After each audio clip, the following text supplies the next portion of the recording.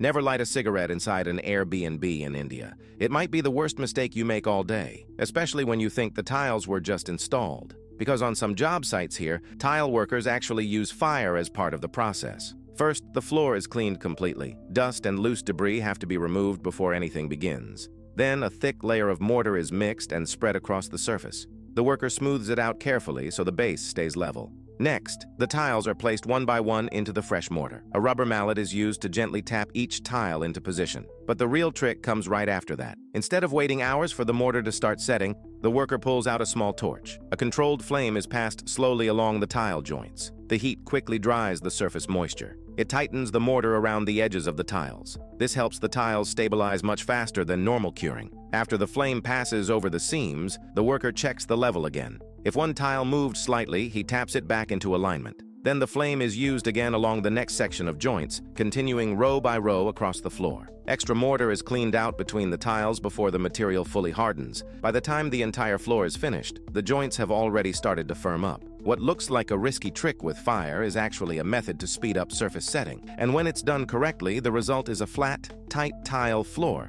that looks perfectly finished.